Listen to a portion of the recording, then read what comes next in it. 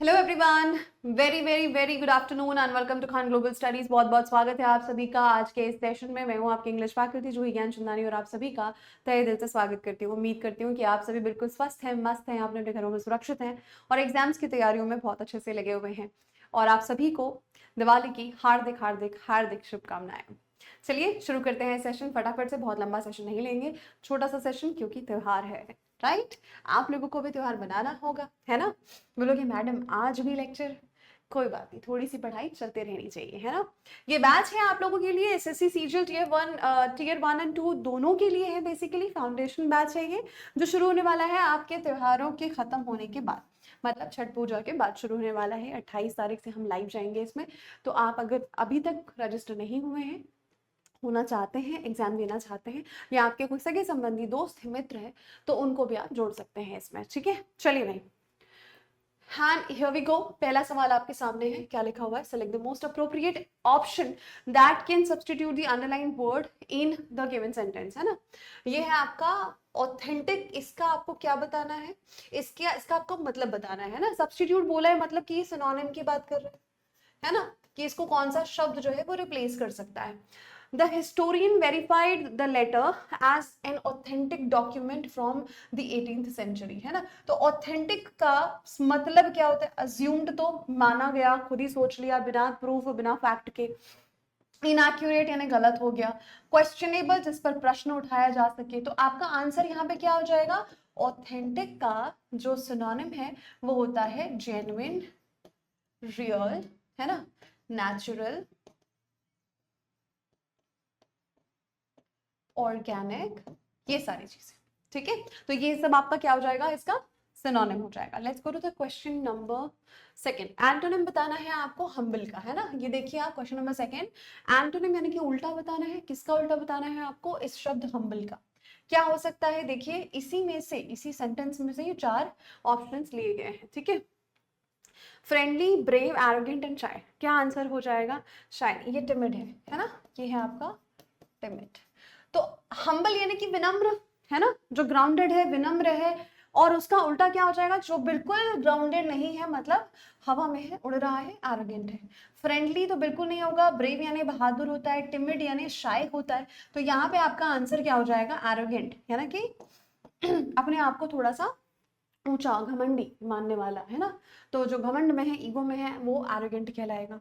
अगला देखेंगे यहाँ पे क्या बोला है। फिल इन द ब्लैंक का सवाल है आपके सामने में। देखिए, the project is dash next Monday, so we need to finalise the report soon. Homonym का सवाल है।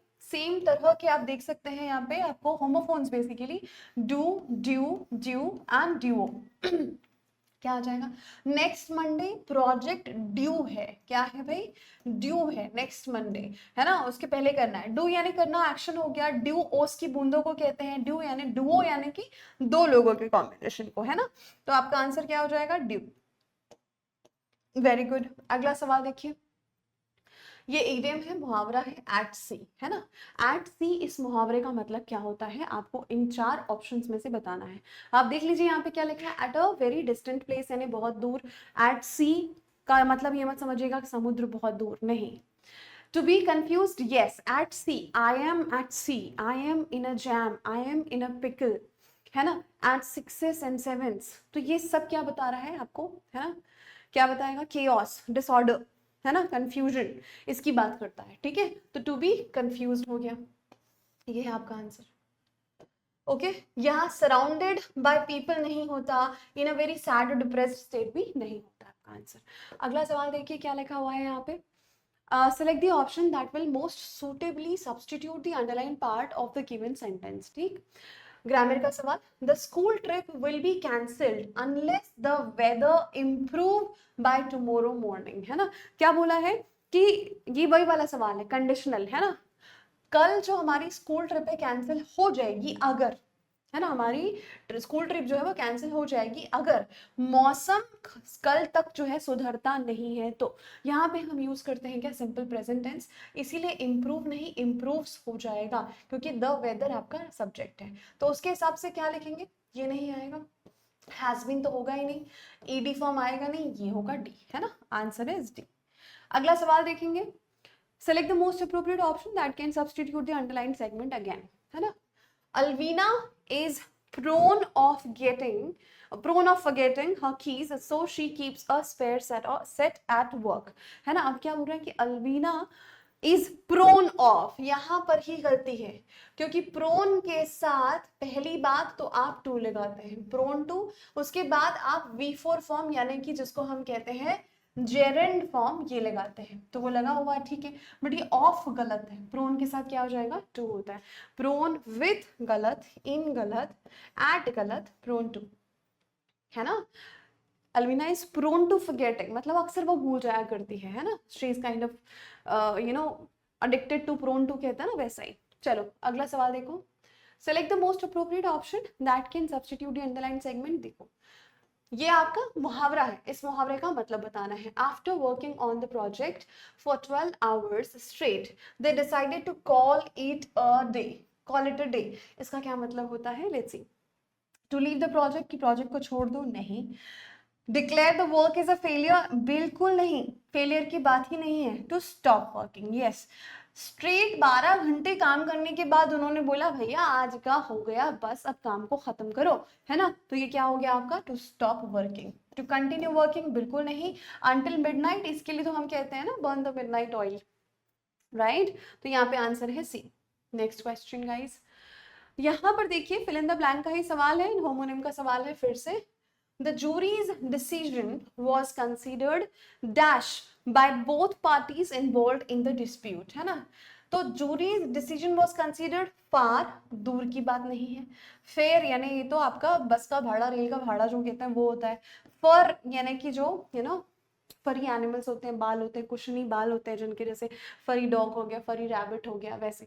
तो ये तो फर की बात हो रही है. यहाँ पर आपका जो आंसर होना चाहिए वो है फेयर, जो आपको बता रहा है कि उनका डिसीजन कैसा था, न्याय संगत था. इट वॉज इम्पार्शियल, है ना. न्याय संगत, इम्पार्शियल था बाय बोथ द पार्टीज, है ना. तभी तो दोनों पार्टीज ने एक्सेप्ट किया क्योंकि वो फेयर था.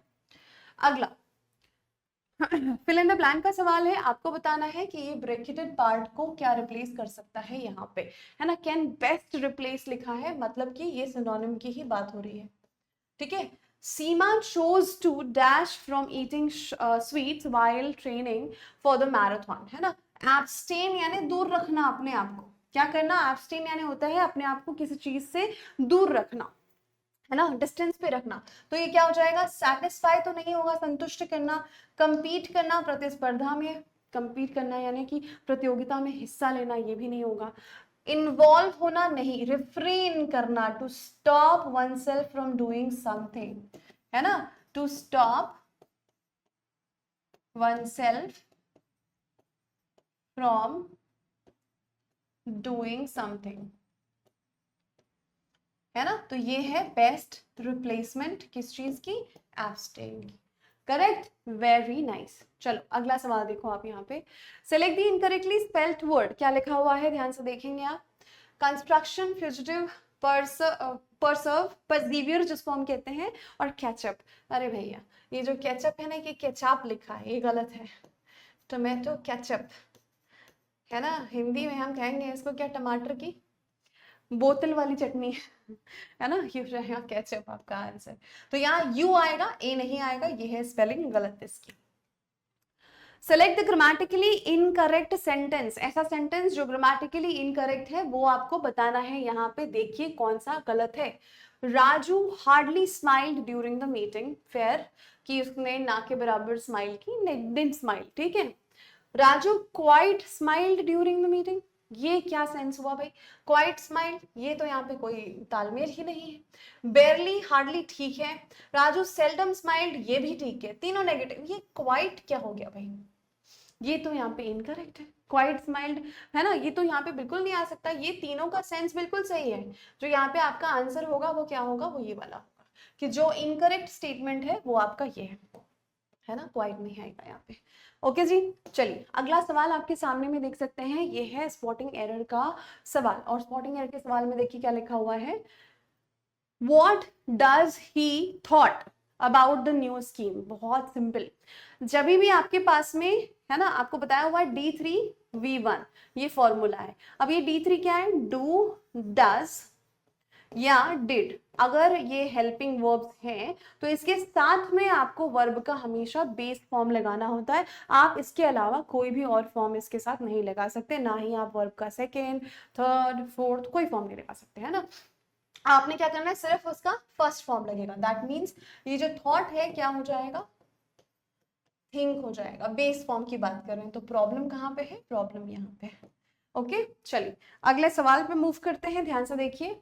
ये भी आपका एरर का सवाल है। I need to completed this assignment before the deadline. Very easy. I need ये आपका मेन वर्ब है।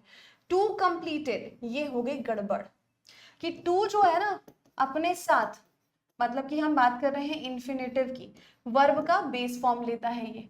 टू कंप्लीट होगा, कंप्लीटेड नहीं होगा। तो जो प्रॉब्लम है वो कहाँ पे है, वो इस पार्ट में। टू कंप्लीट हो जाएगा, राइट, बिल्कुल इजी। अगला सवाल देखेंगे, इन्फिनेटिव की एरर थी, मतलब वर्ब से आपको इसको पढ़ना था, ठीक है। इसके पहले भी इनफैक्ट जो देखिए आपने वो वर्ब की एरर थी, जो D3 और वर्ब का फर्स्ट फॉर्म हमने बताया। अगला देखो यहाँ पे क्या लिखा है, parts of the following sentence have been given as option, select the option that contains an error. Error का सवाल, Himesh remembers that Neha helps him with the project last week.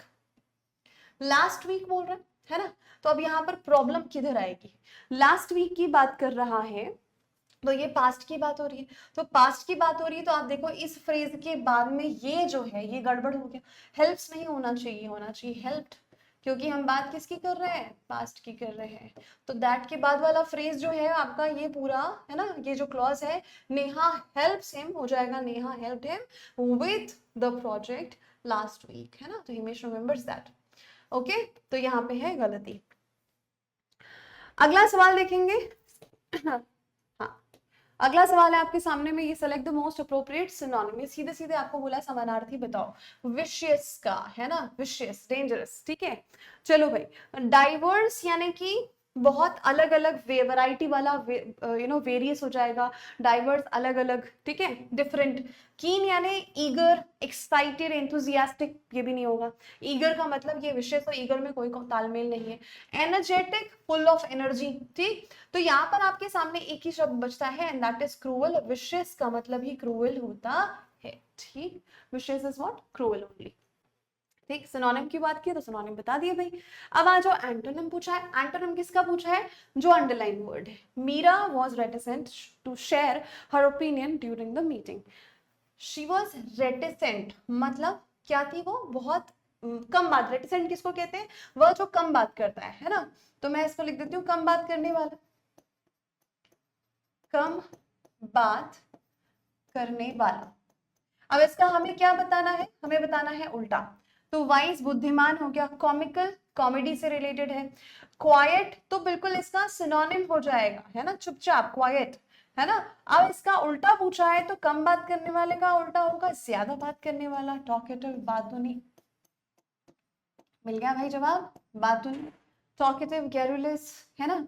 मोटो माउथ्ड, बहुत सारे इसके लिए वर्ड्स हैं। वैसे ही रेटिसेंट के लिए है ना, क्वाइट हो गया, शाई हो गया, इंट्रोवर्ट हो गया, है ना आपका, और टेसिटर्न हो गया। बहुत सारे वर्ड्स हैं इसके लिए भी जो मैं आपको बता चुकी हूँ वन वर्ड सब्स्टिट्यूशन पढ़ाते समय। एंटोनिम बताना है किस चीज का, बिटर का। लो कर लो बात, it's isn't it very easy. Bitter का आपको बताना है एंटोनिम। बिटर यानी होता है कड़वा। भैया कड़वे का उल्टा तो मीठा होता है ना। और वैसे भी दिवाली का टाइम है, दिवाली में सिर्फ बात होती है स्वीट्स की, कड़वाहट को तो हम दूर ही रखते हैं, है ना। सावर होता है खट्टा, तो खट्टे की भी बात नहीं करेंगे, त्योहार है भाई, त्योहार है, हम बात करेंगे मीठेपन की, है ना। चाहे वो खाने में हो चाहे वो रिश्तों में हो, है ना। अगला सवाल आपके सामने आ गया, एंटोनिम का ही है। एंटोनिम किसका बताना है, फ्लरिश का। Let's see, his business began to flourish once he moved it to the prime location। मतलब उसका बिजनेस क्या होने लगा, अब बढ़ने लगा, तरक्की करने लगा, फ्लरिश करने लगा। हमको इसका उल्टा बताना है, ठीक है। तो emerge मतलब होता है टू अपीयर, अपीयर करना, ठीक है, हटा दो। फ्लॉन्ट यानी टू शो, है ना, something you are proud of,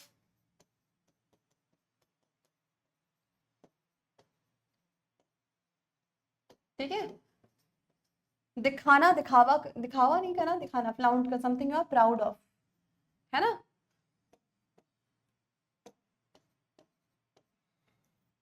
collapse और आपका लिफ्ट, लिफ्ट यानी उठाना। हमको पूछा फ्लरिश का उल्टा, तो कोलैप्स फेलियर की बात करेगा।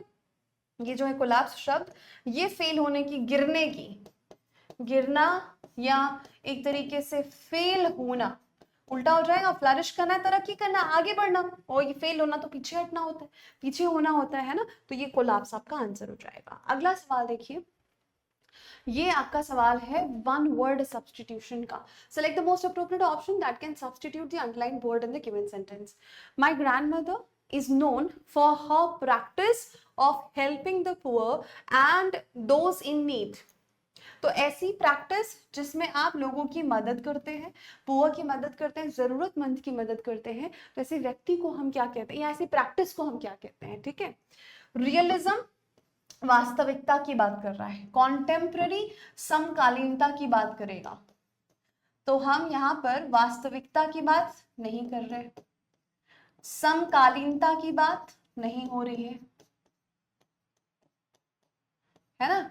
इसको आधुनिक भी कहते हैं, आधुनिकता भी कह सकते हैं ना।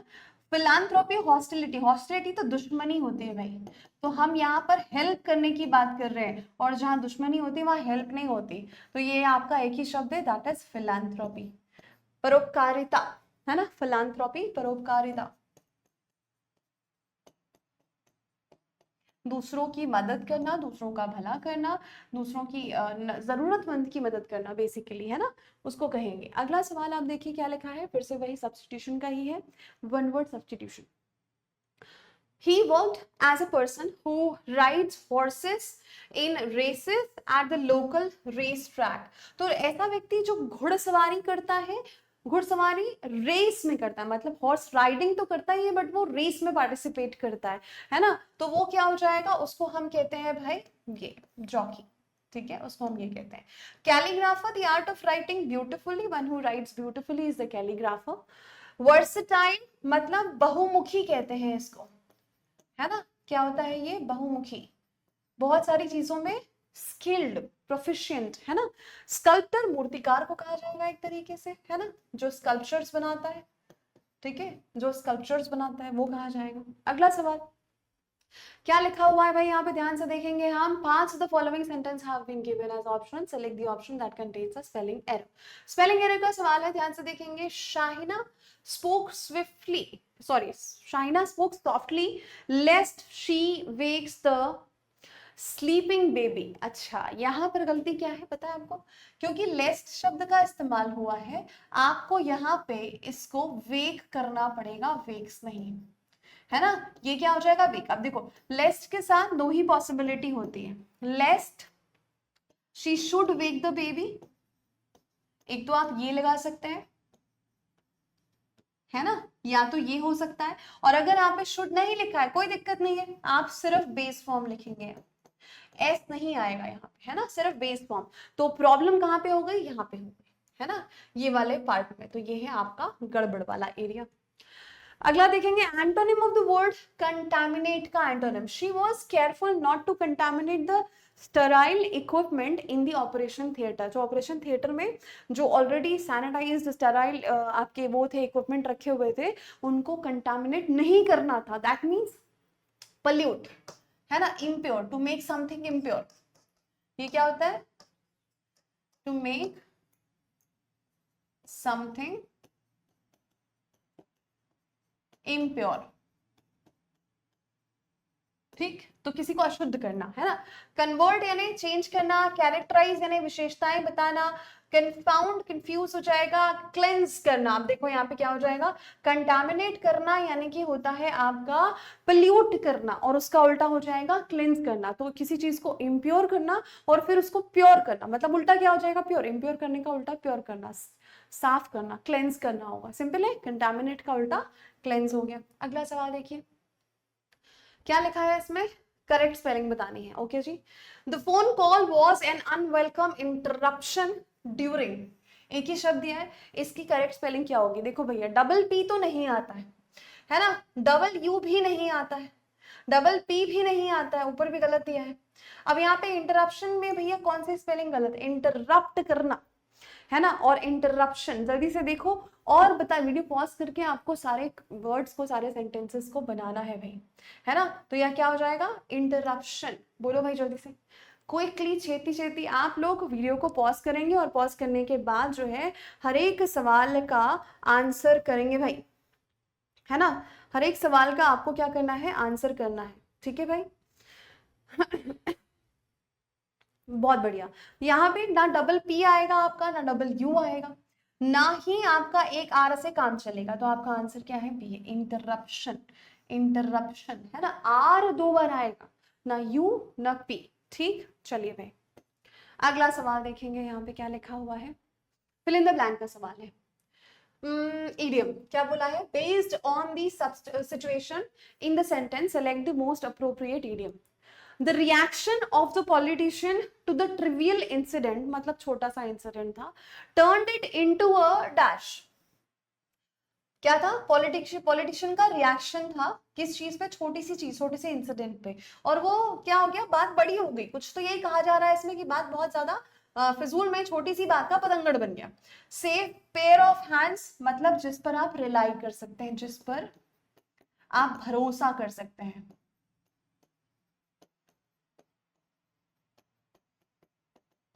है ना। जिससे मतलब आप एक्सपेक्ट कर सकते हैं कि इधर बात है तो बात कहीं नहीं जाएगी और आप इन पे, इनकी बातों पे भरोसा कर सकते हैं, ये सही सच्चे लोग। ठीक, तो ये तो आंसर है नहीं। फ्लाइंग विजिट होता है शॉर्ट विजिट, भैया बस गुजर रहे थे, सोचा हाय हेलो करते चले, अ शॉर्ट विजिट। दिवाली का टाइम है, आने वाले बहुत लोग शॉर्ट विजिट पे। ठीक, storm in the tea cup, ये होता है बात, छोटी सी बात का ना बड़ा सा एकदम फस क्रिएट कर देना। To make mountain out of a mole hill, जो कहते हैं हम, छोटी सी बात का बतंगड़ बना देना। क्या करना? छोटी सी बात का बतंगड़ बनाना।